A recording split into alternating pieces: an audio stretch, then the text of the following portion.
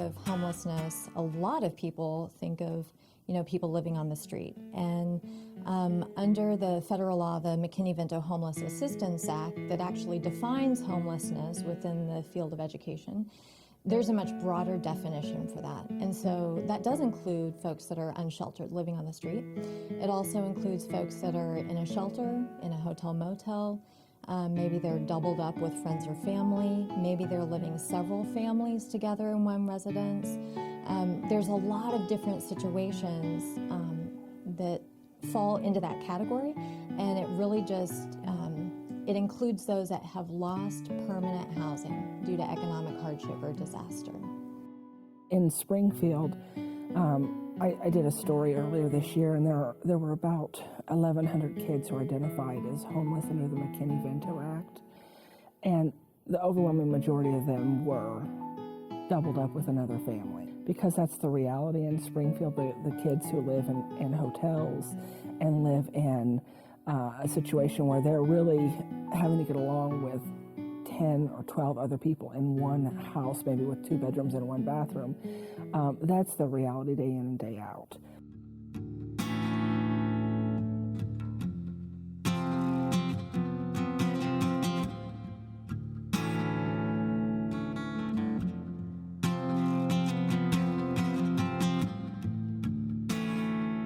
This specific project was part of a much larger public service journalism project that the News-Leader embarked on in 2011. It was called the Every Child Project. What we wanted to do was examine the critical issues facing children. So hunger, poverty, inability to find safe housing, health care. And so I was given something that in this business we don't have a lot of, and that is just time to spend with families to investigate an issue much deeper than you typically do in the churn and burn of daily journalism. I wanted to figure out what is life like day in and day out for those kids. And so we decided, let's identify 4 or 5 families that will allow us into their home, wherever they're living, their homeless shelter, their mobile homes, in one case, somebody was living in a garage without running water. And so we identified 5 families, and my specific goal was to really investigate what is life like day in and day out. There is education on the priority list when you're struggling just to survive. And so that was our goal. I found that often just living day to day was so difficult for them, and that the issues of survival that they had to face was so great. After not just the poverty series ran, but several of the other segments in the Every Child Project, there was a group of community leaders that came together to form the Every Child Promise. And what they said was, we as a community promise children that they have the right to what they need to be successful to learn when they enter kindergarten. And that all came as an outgrowth of the Every Child Project. These families oftentimes are experiencing the effects of trauma due to their unstable living environments, due to the reasons that they've lost their permanent housing. And now that they're in unstable living environments, they are continuing to have experiences of trauma every single day. And if you know anything at all about the impacts of trauma to one's soul, personhood, mindset, chemical makeup in the brain, how they interact with other people, how they can access information, how they process information, how they behave at school, how they can attend in class on a daily basis when they are being traumatized repeatedly over and over and over just through the instability that they're experiencing. Layers and layers and layers of barriers for these families. It is not as easy as one might think to just get that job, get into housing, everything will be fine. It's not that easy. but they were all striving. Without exception, all of them wanted a better life for themselves and their children. I actually met a mother who was diabetic who was going to graduate school. She had completed her bachelor's degree in her late 30s, only to enter the job market and realize that the economy had forced much of the positions in her field to evaporate. So here she was. She had a daughter and a son, divorced, and she was trying to figure out how to survive. And they lived in a mobile home that was a gift from a friend. Financially, I've been aware of where we were at since we moved out of not mom and dad's house, since we moved out of the High Street house when mom and dad got divorced. I think after that we went to live with Aunt Judy. We were just super unstable for most of my childhood, but I also knew that we were always going to get through it. We had a great family, Aunt Judy and Aunt Susie, and lots of people who would help us any way they can, any way they could. And then eventually we went to the trailer park and stayed there for a while. Now everything's pretty stable. We still have some issues sometimes. But it's not just us anymore. It's not just, mom's not our only source of income now, which is super nice. Let's see, 6 years ago I was toward the end of my grad degree when we started talking. Originally, Eliza was in elementary school at Edby Williams, and I was working 2 jobs, an internship, trying to finish grad school, and these kids were, I want to say they weren't raising themselves. We were all just really working together. I mean, like equally working together to get all 3 of us raised. Anyway, and we were incredibly poor, but we were as rich then as we are now in like recognizing what we should be grateful for and being close to each other. I have captured the greatest man on the planet.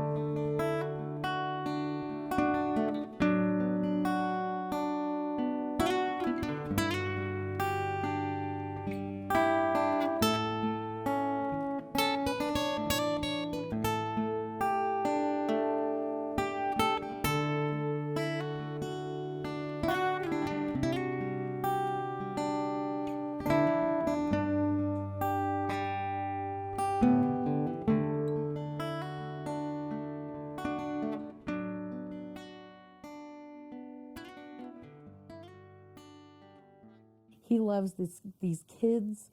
He loves that baby. That grandbaby's never going to know a life without Opa. And she loves him. And I never have to struggle alone again. So I'm not saying I'm never going to have any struggles. I'm just saying that Sean makes the things that are important to me important to him for no other reason than because they're important to me.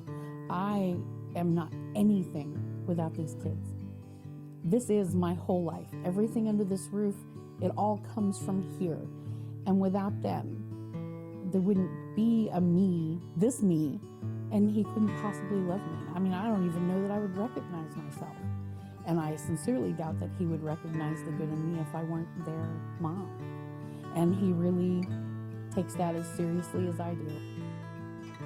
I had known for a couple of months, and I was looking at pictures. Mom told the story wrong, first of all.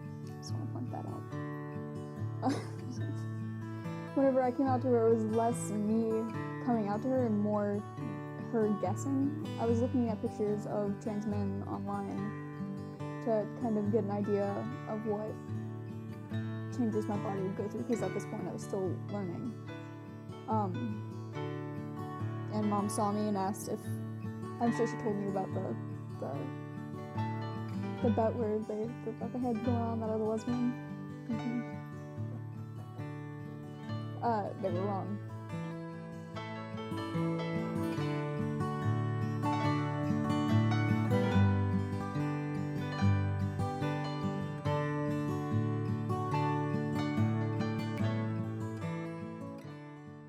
I really want to make this, take the steps to make myself happy, but happiness also isn't a sustainable condition, so it's really a matter of what happens. Anything can happen, and I really don't know. I want to be happy. I'd love to, be in an apartment and, have Jay with me and all these things work out, but sometimes they don't. Elijah has the kindest, strongest heart. I mean, really, seriously, a heart, especially for the underdog. And he's very low key. He's very, shy, reserved, sometimes anxiety riddled. And then as for his, but really, just like a fierce advocate for the underdog. And I just am I can't be more proud of that. My mom is the best person I know. She is super funny, she's super smart, she's so hardworking. I don't know how she's ever had motivation to do anything. She used to have 3 jobs and went to college and raised 2 kids and still found time to renovate the trailer we had, new floors, new ceiling. She was gonna take out all the middle stuff. All the things. She was constantly working on something, always busy. She still is. And she's so strong, and she does all these things and still finds a way to be happy, genuinely in her soul happy. And that's really admirable. And I love her very much.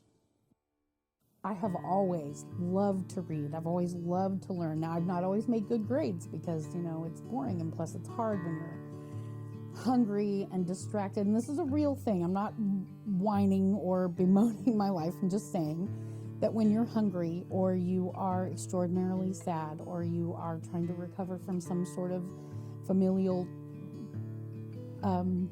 trauma, it's incredibly hard to concentrate on school. But I always loved learning outside of school. You know what I mean? You don't get to ignore things. You don't get to ignore the world outside and the information that comes in. You have to process it, and you have to bring more information in. That's the key to, I think, enjoying people and loving them and loving the world and having a happy life. I don't think I'm ever going to be rich unless Sean has, some bank account I don't know about. I'm never going to have extra money. But I'm always going to have a rich personal life. I think they knew even back then that if you work hard enough, you can have whatever you want. Now maybe not physical things, but if you work hard enough, you're going to get where you want to go. You can't do it without work.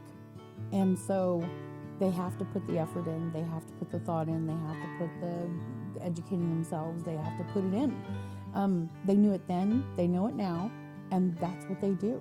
So, really, by and large, the only thing that's changed is just money. I have a little bit more now. If the chips fell a different way, we could be in their same spot. And oftentimes, it's not...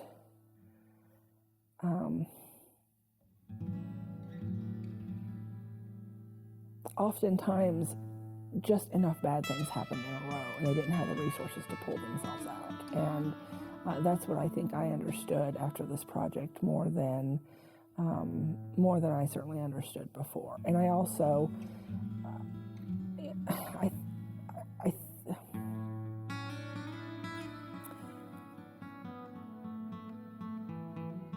it's very upsetting to me to see how much stress and worry is on the backs of some of these children. So we put a lot of emphasis, and I put a lot of emphasis as a reporter, on test scores, on achievement, on attendance. And I really came to understand through this process how difficult it is to get up in the morning and get out the door and to get to school on time when you don't know if you're going to have breakfast, when you don't have a vehicle, when the shoes that you are supposed to be putting on your feet don't fit, when you're wearing clothes that are dirty because you simply do not have the money to go to the laundromat. And we see the kids in the school, and we look at the test scores at the end of the process. And as a parent, I'm outraged that they have to deal with these issues. And it is not safe to live an existence where you have to choose between medicine and milk for whatever reason.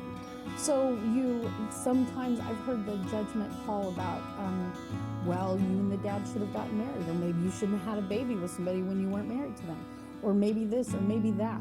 Well, we can all look at everybody else's, take a snapshot of their lives and pick it apart and say, well, you shoulda, woulda, coulda. Let's stop dealing with what should be. Let's deal with what is. And what is that there are families that are struggling. Sometimes they're moms and dads. And if you don't have an education, or if you don't have the aptitude to get an education, how many jobs do you think you're going to get in Springfield that will let you raise your kids and feed them and pay insurance on them, all of those things? I mean, it's not a moral issue. It's not a moral issue. And I think that people who sit in judgment typically are people who have had more opportunity, or they have more tools. And it is disgusting to me for people to be of a mind, or maybe you get to think whatever you want. But there are times when you just need to not say it out loud. There but for the grace of God is what you should be saying out loud. And I'm so thankful for all my blessings. I really am. And if there's some way that I can share that experience, or even help a neighbor that is struggling or needs to, that should be the moral imperative. That should be the moral story. You help the guy standing next to you, and he'll help the guy standing next to him, and together we'll all have everything we need. There is not any reason for babies to go without. There just isn't. The people that I work with every day are really just like you and I. And they deserve the same respect, kindness, just overall friendliness that you and I deserve and expect when we encounter people on a regular daily basis, right? And talking to them, just as I'm talking to you, can make a world of difference in their lives, instead of being met with judgment, being met with questioning, being met with disbelief, accusations, disrespect, frankly. Having just a regular conversation with someone, I think, is so important, and it is such a small thing for people to do, but I think it is so important for we as a community to put aside the preconceived ideas and notions about what these people are. I really want my family to, not even just my family, I want everyone to be aware of what all of these families have gone through, and what families are still going through all the time, and help. I want to humanize them, make them actual people, not just statistics and numbers that get lost in someone's head. I want to bring a face to all of the stuff that people are going through. I was in poverty, but it's not even close to being the worst that someone had it. It's not even close to living on the actual streets, and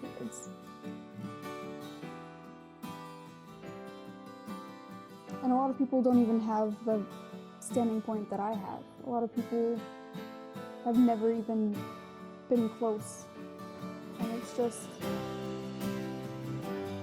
important that these people are people and not forgotten.